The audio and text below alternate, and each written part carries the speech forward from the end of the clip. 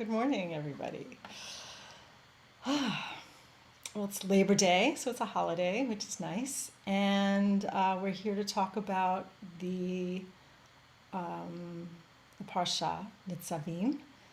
And we'll start with Achat Sha'alti, the psalm for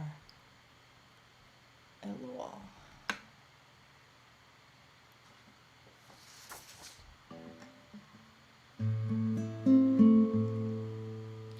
Achat Sha'alti meit Adonai ota avakesh. Achat Sha'alti meit Adonai ota avakesh. Shivti beit Adonai kol yemei chayei lachazot b'noam Adonai uvaker b'heichalo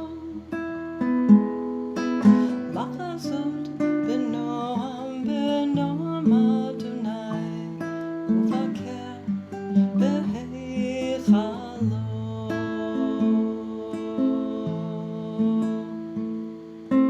One thing I ask from God. One thing do I seek. One thing I ask from God.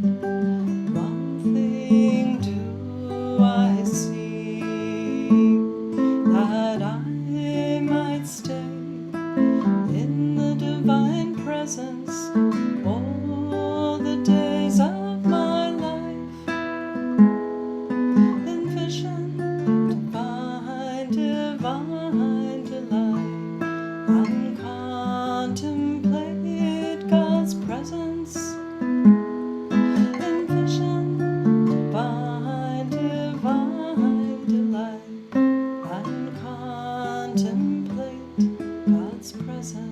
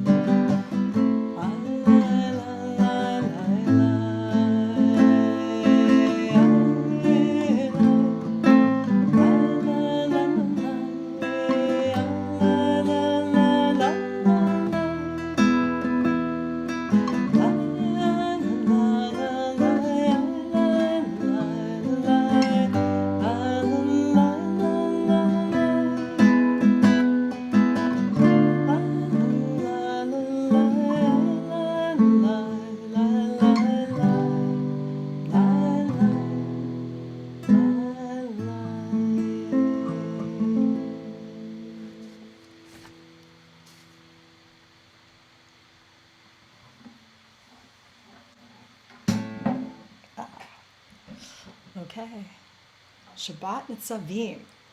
So as I have been doing in our time together, I have gone through a series of parshiot that I call the orange thread. And this is the chart, and now it's filled out. So the orange thread traces parshiot that counting by sevens, beginning with Parashat Noah.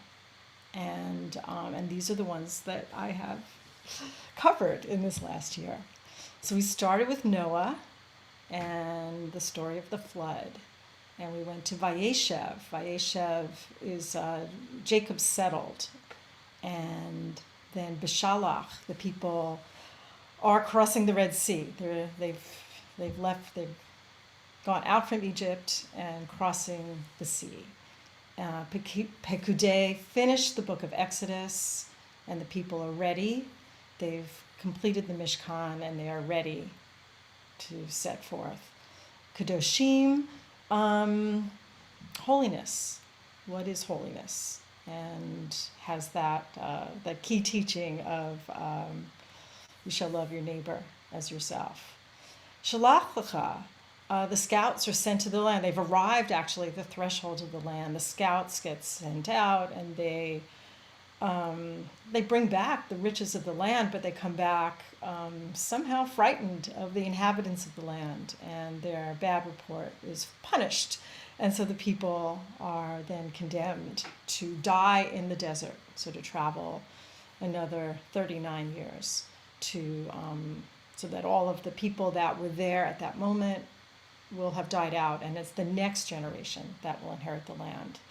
Devarim, the beginning of the book of Deuteronomy, words. These are the words of Moshe. So Moses is recounting the whole story. And interestingly, the first story he recounts is the story of the scouts, of the emissaries that are sent to the land. And now, Nitzavim. We're now just toward the end of the book of Deuteronomy. And Nitzavim is our, I guess it was the Reform movement, I think, that chose Nitzavim as an alternative reading for Yom Kippur. So it's in our Machzor. And so some years we kind of alternate. The traditional reading for Yom Kippur is the story from Acharei Mot of the ceremony for Yom Kippur. But this year we will be reading Nitzavim as our Yom Kippur reading. And so here we are. So a few themes of Nitzavim that are interestingly address and sort of bring full circle some of the themes that we have looked at. So first of all, I thought it was very interesting that Parashat Noach ends with the rainbow covenant, right? Here's a covenant that God promises Noah that God will not again destroy the world by flood. And then there's also some what they call the Noahide laws. So there's a covenant of, I think, 5. Is that right, Rabbi Ellen? 6, 7? How many? 7. All right. So there are 7 rules there. And again, now that I'm off the top of my head, I did not prepare what those are. But there's a covenant there that happens in that parsha. And in today's reading, the idea of the covenant is central. The word covenant repeats itself a number of times, and it is very interesting in the sense that with Noah, the covenant was one way. The covenant was God to Noah, God to the people, to Noah, really. Noah being the person who then would populate the world. So God, it's a one-way covenant. There was nothing else that Noah needed to promise or do. We never hear a word from Noah, in fact. And there's nothing that Noah has to do, say, promise, agree to for that covenant to be enacted. It is a one-way covenant. In Nitzavim, completely different. The real core of the covenant by now in Deuteronomy is that it is two-way, that it is a two-way promise. And we are given the choice, is blessing and curse. If you fulfill the promise of the covenant and the agreement, then you are, then you're choosing life, you're choosing blessing, that we are choosing, we have the choice to fulfill our agreement in the covenant. And so it is a two-way covenant, not a one-way covenant. And that, I think, is very essential of the evolution that has happened throughout this series. And one other theme that is essential in Nitzavim is the idea of teshuvah, of return. And in Vayeshev, so Vayeshev has that root of shin, vet, shuv. So it's Jacob settled at the beginning of Vayeshev, but the most important movement that happens soon after that is that Joseph is sent out.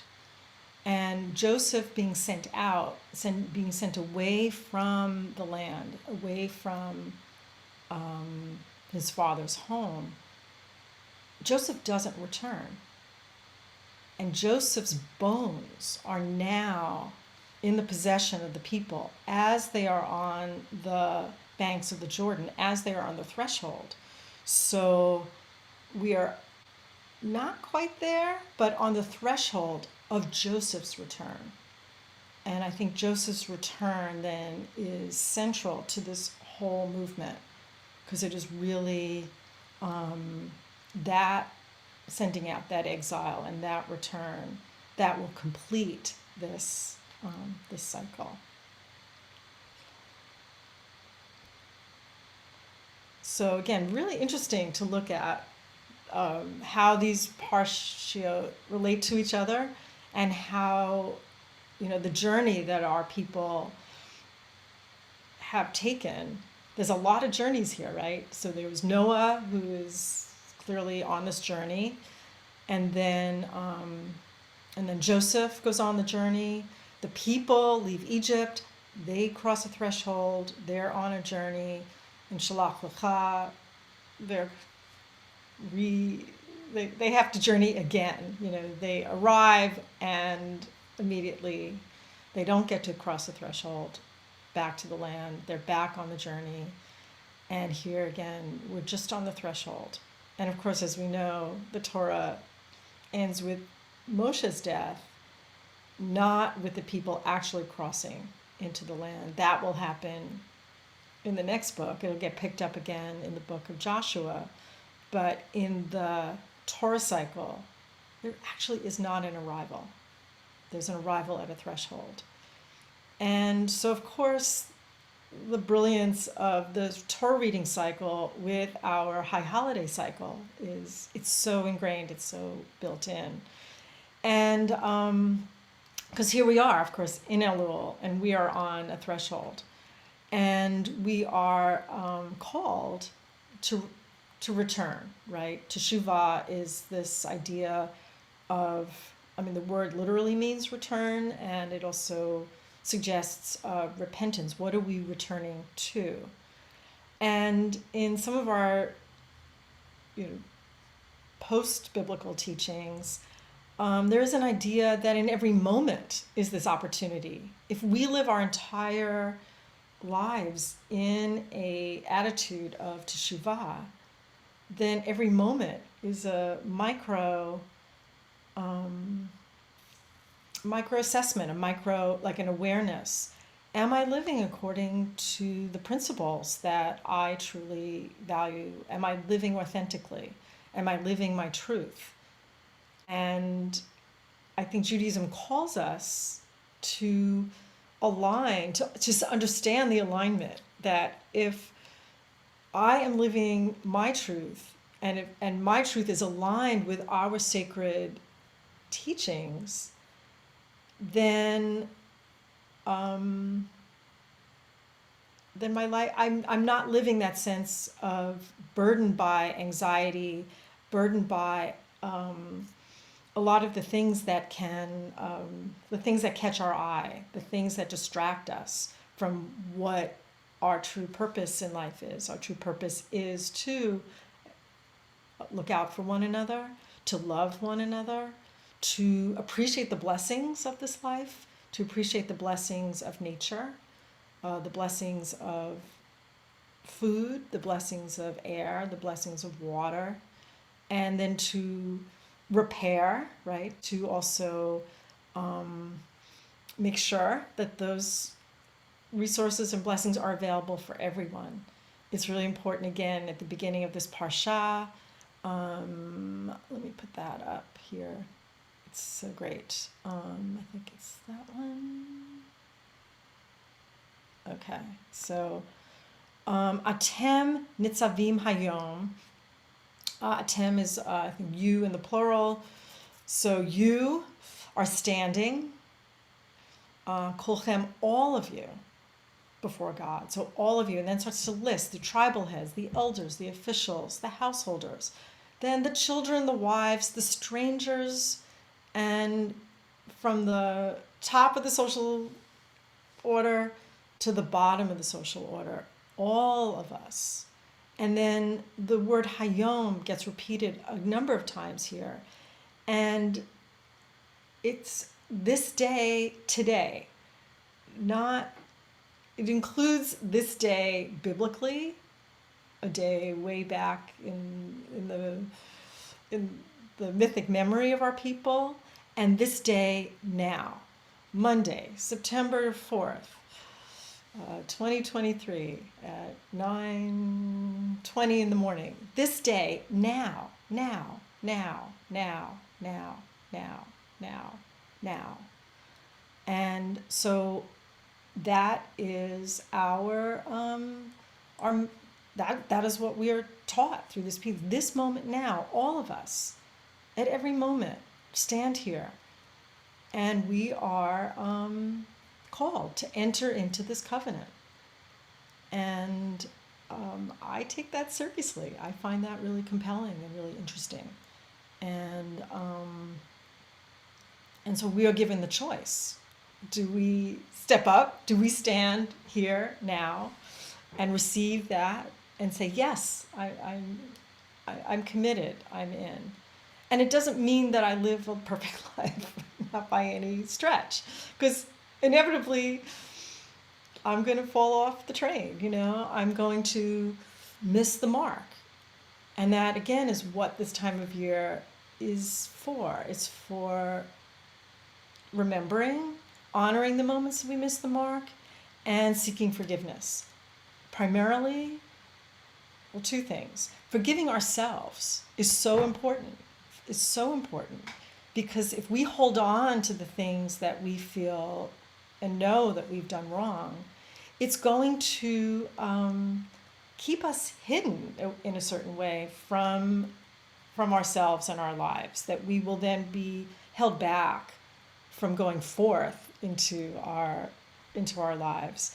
And it's really then also important, and that's part of what our mandate is during this month, is also to think about the places in the last year where we have missed the mark with our cohort, with our family, with our friends, the people we work with, and admit we were wrong and ask forgiveness. And we are in the peak and the height of that mandate. So it's 9:20. I'll end there, and conclude with the blowing of the shofar. So we all stand here, all of us, if you feel you want to stand, and fulfill the mitzvah of hearing the shofar.